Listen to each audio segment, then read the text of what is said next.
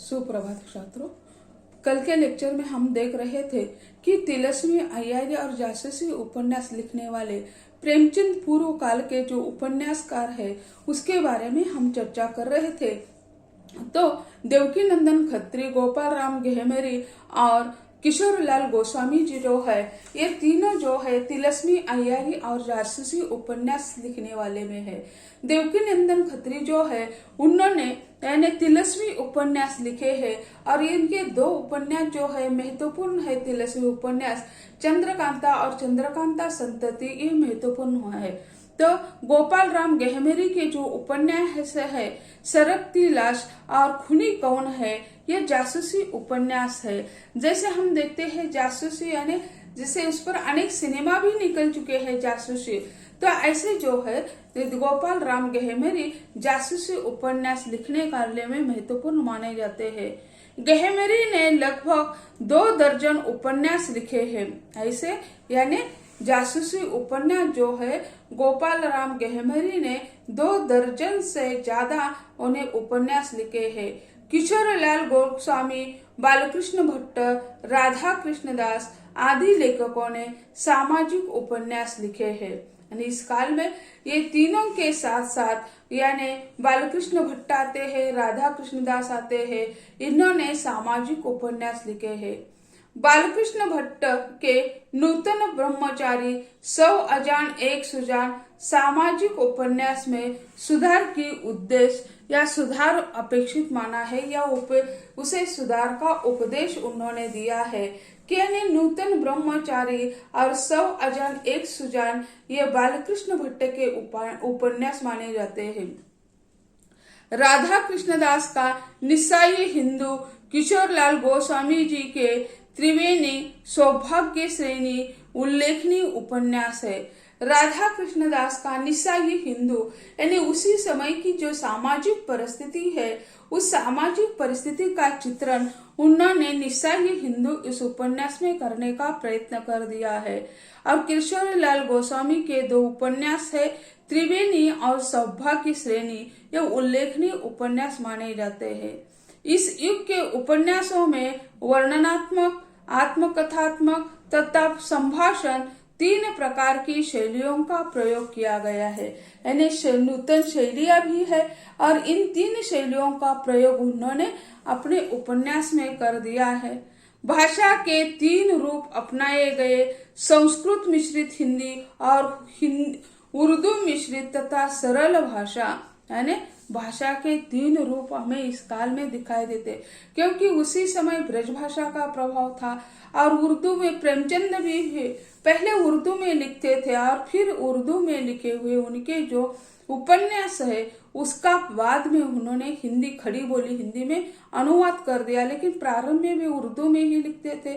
तो ऐसे यानी इस काल के यानी जो उपन्यास जो है वर्णनात्मक है और आत्मकथात्मक है और संभाषणात्मक 3 प्रकार दिखाई देते हैं। और उसकी भाषा की जो शैलियां है वह संस्कृत मिश्रित हिंदी है, उर्दू मिश्रित है तथा सरल भाषा है। ऐसे 3 शैलियों का प्रयोग उन्होंने अपनी भाषा में करने का प्रयत्न कर दिया है। कुल मिलाकर कहा जा सकता है इस काल के सामाजिक उपन्यासों में नैतिक शिक्षा, सुधार, भारतीय आदर्श, पाश्चात्य सभ्यता की कटु आलोचना की है। इनमें मनोरंजन की प्रधानता है। यानी साहित्य से मनोरंजन यह प्रमुख उद्देश्य होता ही है, लेकिन इस काल का जो उपन्यास है वह यानी प्रमुख रूप से उनका जो उद्देश्य है वह है मनोरंजन। तो यह मनोरंजनात्मक साहित्य उन्होंने लिखा हुआ है। कटु आलोचना, पाश्चात्य सभ्यता की कटु आलोचना की है। जैसे हम देखते हैं अंग्रेजों ने हिंदुस्तान पर राज्य कर दिया और उन्होंने अपनी संस्कृति, अपना रहन सहन यहाँ थोपने का प्रयत्न कर दिया। उन्होंने तो शिक्षा पद्धति यहाँ की यानी शुरू की और उन्होंने अपने को जैसे लगे उसी प्रकार की से शिक्षा पद्धति थोपी और मनुष्य के ब्रेन को उन्होंने ऐसे परिवर्तित कर दिया कि यानी आज भी हम उनकी जो सभ्यता है उन सभ्यताओं को भूलने के लिए तैयार नहीं है। तो उसी समय भी अंग्रेजी जो सभ्यता है यानी पाश्चात्य देशों की जो संस्कृति है उसकी कटी आलोचना की है। इनमें मनोरंजन की प्रधानता है, जीवन की आलोचना का अभाव इनमें रहा है। जीवन का अभाव यानी पाश्चात्य संस्कृति की आलोचना की है, लेकिन जीवन का यानी वास्तविक जीवन जो है उसका अभाव इसमें हमें दिखाई देता है। प्रेमचंद पूर्व काल का जो उपन्यास है वह जासूसी, अय्यारी, तिलस्मी और सामाजिक समस्याओं का चित्रण उसमें होता है और इसके साथ साथ पाश्चात्य संस्कृति का भी विवेक यानी आलोचना हुई है। और उसका उद्देश्य जो था यानी प्रेमचंद पूर्व उपन्यास का जो उद्देश्य था वह था मनोरंजन। और उसी समय 3 प्रकार के उपन्यास लिखे गए, वर्णनात्मक, आत्मकथात्मक तथा संभाषण 3 प्रकार की। और इस काल की भाषा जो है वह संस्कृत मिश्रित हिंदी, उर्दू मिश्रित हिंदी और सरल हिंदी। तो ऐसे प्रेमचंद पूर्व काल का जो उपन्यास हम देखते हैं तो उसमें काफी कोई मौलिक तत्व हमारे हाथ नहीं आते। प्रेमचंद पूर्व काल इसी तरह है। तो प्रेमचंद युग जो हम देखते हैं तो प्रेमचंद युग में हिंदी उपन्यास साहित्य का वास्तविक प्रारंभ प्रेमचंद के आगमन से ही हुआ है। यानी प्रेमचंद जी के आगमन से यानी इस काल का या इस विधा का विकास सही रूप से माना जाता है। प्रेमचंद उपन्यास साहित्य में युग प्रवर्तक के रूप में आए हैं। उन्होंने हिंदी उपन्यास को जासूसी और अय्यारी उपन्यासों के माया जाल से निकालकर मानव जीवन की वास्तविक पृष्ठभूमि पर लाकर खड़ा किया है। यानी इसके पहले जासूसी, अय्यारी, तिलस्मी उपन्यास लिखे जाते थे तो उन्होंने क्या कर दिया, तो इस कटघरे से उन्हें बाहर निकाल दिया, उस माया जाल से, क्योंकि उन्हें लोगों को जासूसी पढ़ने के लिए अच्छा लगता है। आगे क्या होगा, आगे क्या होगा इसके बारे में सोचते थे। लेकिन उन्होंने, प्रेमचंद जी ने जासूसी, तिलस्मी और अय्यारी ऐसे उपन्यासों को या उनके जो विशेष थे उसके से या उसके माया जाल से उन्होंने अपने उपन्यास साहित्य को बाहर निकाल दिया है और उसका मनुष्य के जीवन के साथ वास्तविक चित्रण करने का प्रयत्न प्रेमचंद जी ने कर दिया है। उन्होंने सामान्य जनता की समस्याओं को उपन्यासों का विषय बनाया। प्रेमचंद जी ने सामान्य जनता जो है उनके विषय अपने उपन्यास के विषय बना दिए हैं। मनुष्य के जीवन की जो समस्या है उन समस्याओं का चित्रण उन्होंने अपने इस उपन्यास से करने का प्रयत्न कर दिया है। विषय और शैली दोनों दृष्टि से हिंदी उपन्यास को समृद्ध बनाया। इनके विषय है और उनकी शैलियां है यानी पद्धतियां है, तो उन्होंने दोनों दृष्टि से उपन्यास को यानी समृद्ध बनाया। इसी कारण प्रेमचंद को उपन्यास सम्राट भी कहा जाता है। उनके सेवा सदन उपन्यास के प्रकाशन से हिंदी उपन्यास साहित्य को नई दिशा मिली तथा उपन्यासों में जनजीवन का चित्रण होने लगा। यही कारण है कि प्रेमचंद को उपन्यास सम्राट कहा जाता है। यानी उन्होंने हिंदी उपन्यास को तो समृद्ध बनाया। उनके सेवा सदन के उपन्यास के प्रकाशन से हिंदी उपन्यास साहित्य को नई दिशा मिल चुकी है। कथा तथा उपन्यासों में जनजीवन का चित्रण होने लगा। यानी साहित्य जो है जनता का समस्याओं का चित्रण करने वाला होना चाहिए। तो ये उपन्यास जो लिखे प्रेमचंद जी ने जनता की जो सामाजिक समस्या है उसका चित्रण उन्होंने अपने उपन्यासों के द्वारा करने का प्रयत्न कर दिया है। इसी कारण यानी वास्तविक जनजीवन का चित्रण होने के कारण प्रेमचंद जी को उपन्यास सम्राट माना जाता है। प्रेमचंद ने 12 उपन्यास लिखे जिसमें प्रेमा, प्रतिज्ञा, वरदान, सेवा सदन, प्रेमाश्रय, रंगभूमि, कर्मभूमि, निर्मला, कायाकल्प, गोदान, गबन, मंगलसूत्र। तो ऐसे 12 उपन्यास लिखे हैं उन्होंने। प्रेमचंद ने अपने युग और समाज को सच्चाई से देखा था, यानी उन्होंने अपने युग में जो वास्तविकता है उसी को देख लिया था। उन्होंने अपने युग की सामाजिक समस्याओं को यथार्थ रूप से प्रस्तुत किया।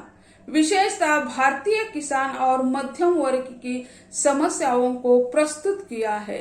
उन्होंने यानी उसी समय की जो सामाजिक समस्या है उसी को यथार्थ रूप देने का प्रयत्न कर दिया है।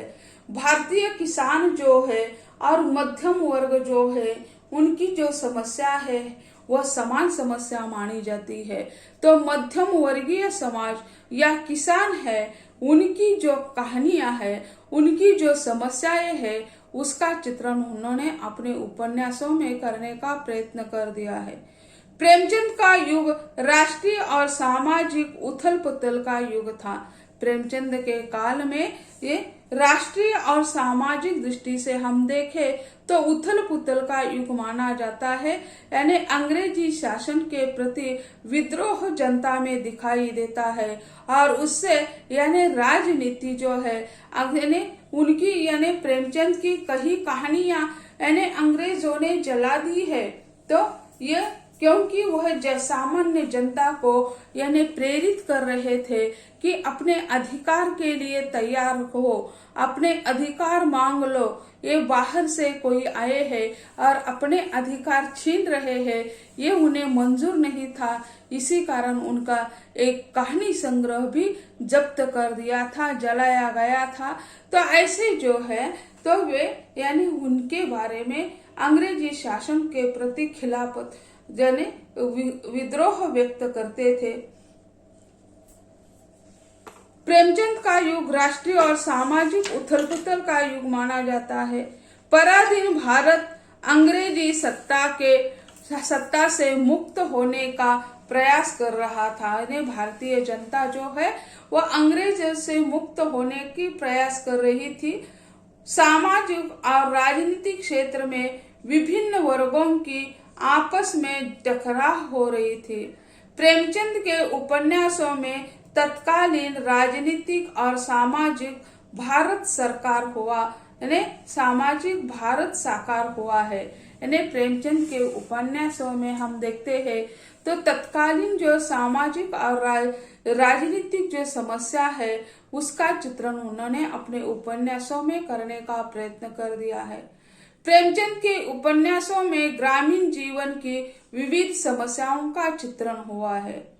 किसानों की समस्याएं, मध्यम वर्ग की समस्याएं, विधवाओं की समस्याओं, वेश्याओं की समस्याएं आदि विविध समस्याओं को उन्होंने उठाया है। यानी उनके उपन्यासों के जो विषय है तो वह किसानों की समस्या है, मध्यम वर्ग की समस्या है, विधवा समस्या है, वेश्या समस्या है। ऐसे अनेक समस्या इसमें इनके उपन्यासों में हमें दिखाई देती है।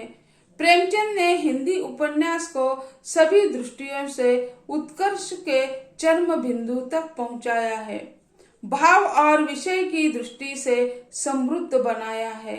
उपन्यास को शिल्प की दृष्टि से निश्चित रूप प्रदान किया था। कथानक, चरित्र चित्रण, संवाद, वातावरण, भाषा शैली आदि सभी दृष्टियों से उपन्यास काल के जो उपन्यास है, प्रेमचंद काल के जो उपन्यास है वह समृद्ध माने जाते हैं। गोदान हिंदी का सर्वश्रेष्ठ उपन्यास माना जाता है, यानी प्रेमचंद जी का गोदान है, सेवा सदन है। यह उपन्यास जो है तो गोदान हिंदी साहित्य का सर्वश्रेष्ठ उपन्यास माना जाता है। प्रेमचंद जी का तो है ही, लेकिन हिंदी साहित्य का सर्वश्रेष्ठ उपन्यास माना जाता है। गोदान और निर्मला को छोड़कर बाकी उपन्यासों में प्रेमचंद जी आदर्शमुखी यथार्थवादी रहे हैं।